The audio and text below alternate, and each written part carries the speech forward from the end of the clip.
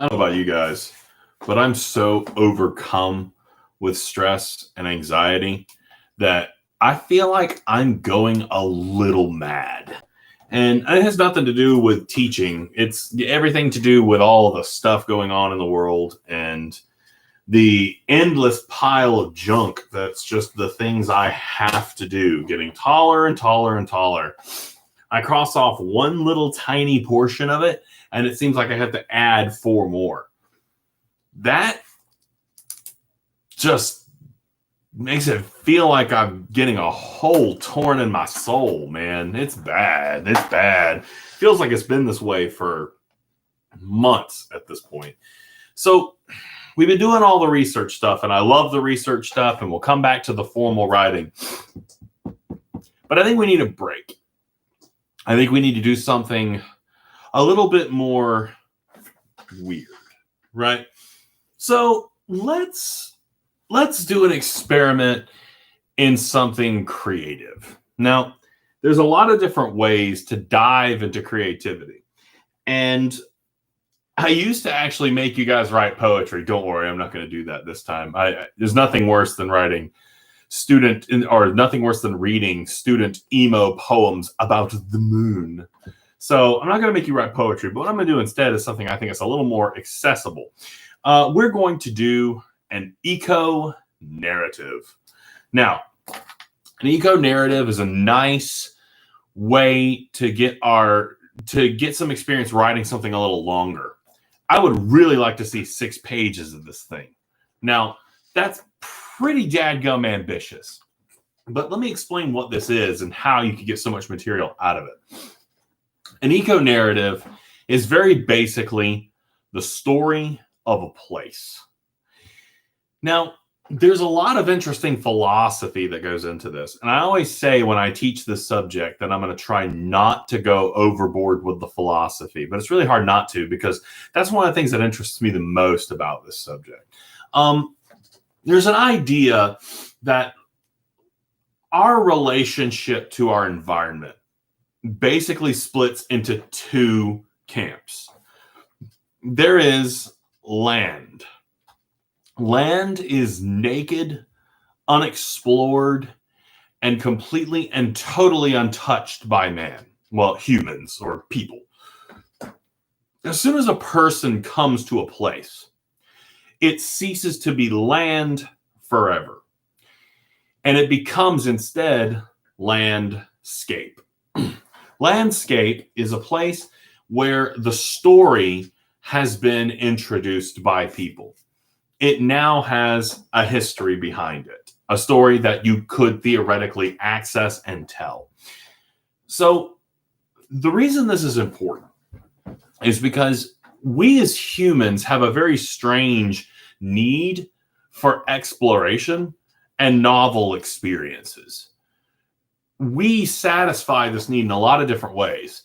And this actually causes a whole bunch of anxiety in us. And the fact that most of our environment, most of the stuff that we see every day, I would even go so far as to say 100%, you guys have never experienced actual land before. That's completely and totally alien to you. You've never been to a place where people have not been before. Now, I know there's a few people who would say something like, if you're a hunter and you go out in the woods all the time, maybe, but more than likely, no. You're out in the woods hunting, there's a really good chance other people have been out there too. You can see evidence of it. I'm sure you're out in the woods, you run across a beer can occasionally, right? A discarded bag of Doritos. You're not in a place that is completely and totally unexplored. It's mapped. People know what's out there. You can find record of it. So you may have a bit of a novel experience, but you've never experienced land before. Now, this manifests itself in all sorts of weird ways, this difference. There's a reason why people want to go to the moon. The moon is within our grasp. We've been there before, but most of the moon is virtually untouched, right? That experience of the first people on the moon was something that we all shared in the 1960s. That was truly novel and truly something that was historic, that everybody experienced at the same time. When a landscape becomes abandoned, when people no longer inhabit a place, the story collapses. And we sense the story that the place has, but we can't access it anymore because of its abandoned nature. This actually gives us something similar to Naked Land, but it's not the same. The story collapses into what I call eeriness. That eeriness is the awareness of that place's story, but it is lost to us. That feels like land. And in fact, the concept of a haunting, I think, has more to do with the loss of a place's story than it has to do with any supernatural element to it. Because we know something happened there and we make up stories about it. And all these weird, anecdotes start surfacing in the community about the horrible stuff that happened there. That is essentially a haunting. And people go to try to experience this thing, this unexpected, this unknown thing. We have a real need for that. People go and climb Mount Everest. People want to go on top of Mount Everest, even though it's one of the most inhospitable environments you can ever possibly imagine. You have to have an oxygen tank up there. And when you go up Mount Everest, there's bodies up there. Like, part of the directions is like, step over Paul, take a right at Scott, right? We hunger for this. One of the best things that could ever happen in one of the small towns anywhere near, like any small town ever. Imagine for a moment a portal to hell opened up, a gateway into the realm of eternal suffering. What do you think people would do? They would drive for miles and miles and miles just to go and look at that crap, right? It's like, dude, want to go see the portal to hell? There'd be like people selling T-shirts, right? I went to Bodunk Town and all I got was this T-shirt that said I looked into the realm of eternal suffering. Now, we will endure and we will seek out these experiences because exploration, risk is something that's encoded into us. Now, the reason I'm bringing all of this up is because our environments, we have a complicated relationship with our environments, and it shapes our perception of the world, and we shape it in return. Now, this is going to be the foundation of our next big assignment. You are going to write an eco-narrative. You are going to search for or create your story of a place, or the story of a place. Now, the easiest way to do this, I'm going to give you guys some alternatives for this, because you can approach this in a lot of different ways. In the next video, I'm actually going to give you some examples on how you could use a video game to write this assignment.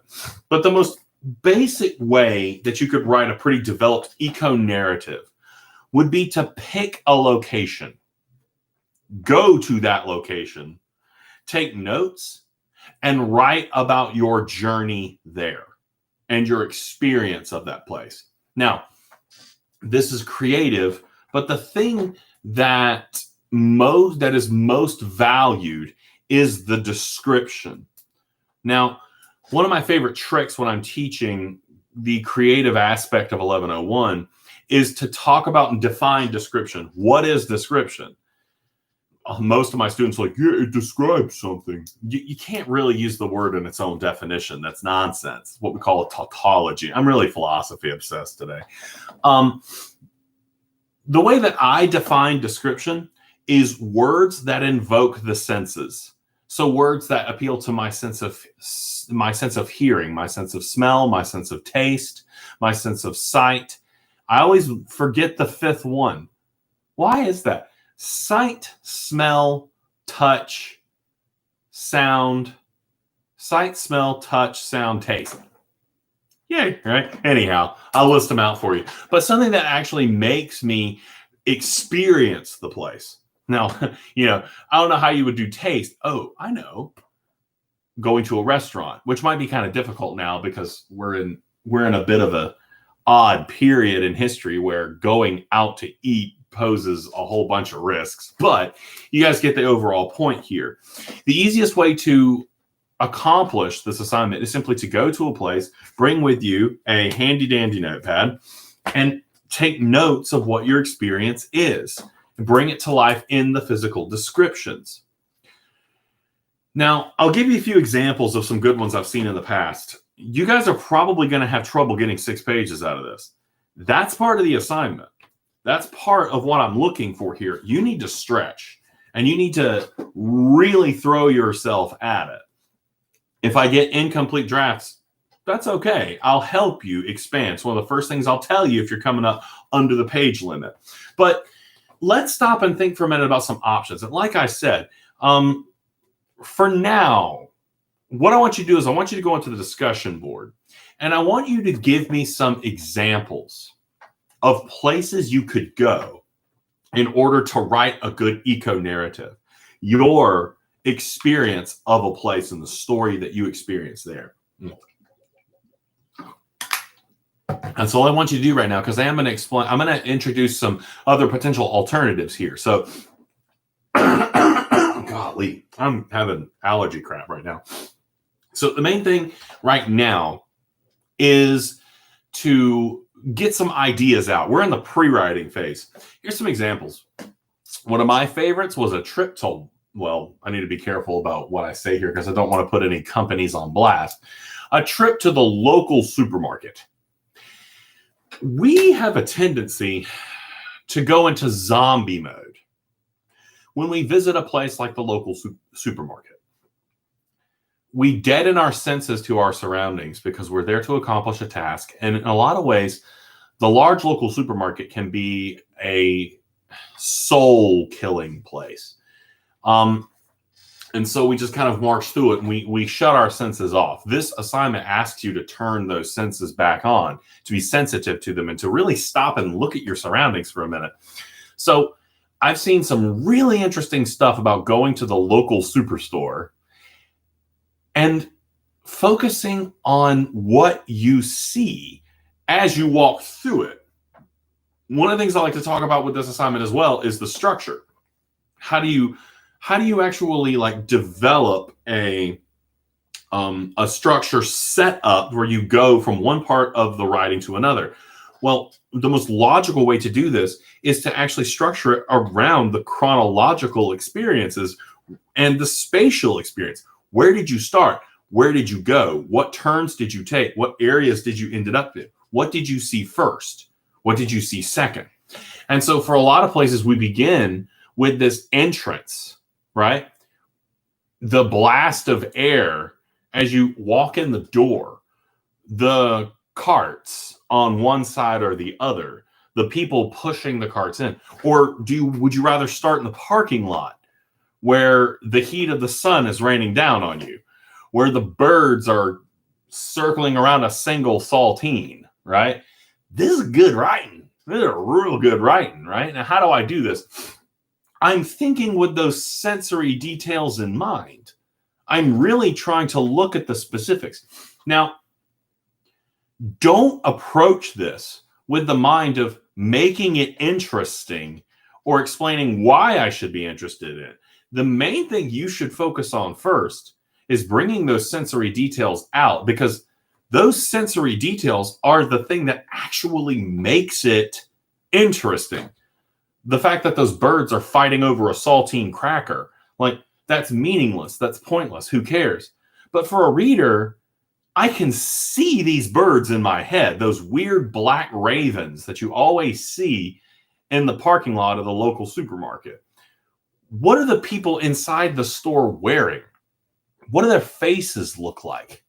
What are the smells? You go to the deli at these big supermarkets, depending on if they're cooking something, the smells that you get can be very, very vivid. See how I'm just imagining going from one spot to the other? Maybe there's a child crying in the toy section because their parents won't buy them that Power Rangers. They still have Power Rangers action figures. But my kids still want Ninja Turtles action figures. Has nothing changed since I was a kid? Like, seriously. Again, you'll notice I'm not necessarily working so hard to make this interesting by virtue of what I'm doing there or my purpose. I'm just writing about what I'm experiencing through my eyes, through my nose, through my ears. This is what I want you to do. So let's get a few more examples. We got Walmart, big superstore, right? Historic site. I'm the type of person that really enjoys a historic site. I went to Fort Frederica recently. I thought it was really cool. Like, there was some really interesting stuff there. I nearly died from a yellow fly attack, but overall, is that my alarm? Why did I set an alarm during my own lecture? That's dumb. Anyway, historic sites, downtown areas. It's funny because in the era of COVID-19, this has introduced a bit of a challenge, because it used to be you could go to like one of these local festivals or something, whether it's First Friday, whether it's like an art crawl, or good Lord, a pub crawl if you're that lucky. And you could, engage in the senses that way, but we don't see that so much anymore. Another one of my favorite things I used to recommend was going to a restaurant and talking about the food. Putting on the airs of a food critic is a really fun way of doing this assignment, because you get to engage taste in a way that you don't normally. I don't know how you would get taste at the big supermarket unless you buy something from the deli. If you go to the park, I would very much recommend against licking the playground equipment right now. But the restaurants really lend themselves to this. Now, you can also turn this over on its head and try very hard to do something that's so much more mundane. I had a student write 6 pages on his bathroom. That got interesting, and he did a good job. I'm not saying you have to do anything like that, but he ended up writing a very long paper about his bathroom, and he pulled it off. That's kind of hard mode. I actually had something published one time about a trip that I took to a local flea market. These types of experiences make for really fun experimentation in writing with description and writing with a creative flair. I'm going to introduce one caveat before I end this video and go and just talk briefly about the discussion question. One of the first questions I get when I deliver this is, does the place have to be real? Do I have to really go there? The answer to that question, to those questions, is no. But depending on what you're doing, it can make it harder. For me, the easiest way to accomplish this task is to go to the place and write about your experience, right? If you actually get to see things as they occur, you can put that down on paper easier. At least that's how I think. I have, however, had some really interesting pieces about fictional places. The EcoNarrative of Bikini Bottom was one of the most entertaining things I ever read in my entire life. I walked down the seedy alleys of behind Mr. Krabs' restaurant, and you can do that. You can pull that off. I had one that was a trip to a cabin that was knocked down 15 years ago. That one was cool too. Knowing that the place that they went does not exist anymore added an interesting element of eeriness to it. So you don't necessarily have to go exactly in the direction I'm sending you. I think that ups the challenge level a bit, because you're going to have to create all these details that you would otherwise just kind of be able to pick out of the air if you actually went to the place. Mundane places can become very interesting when you really stop and look at them.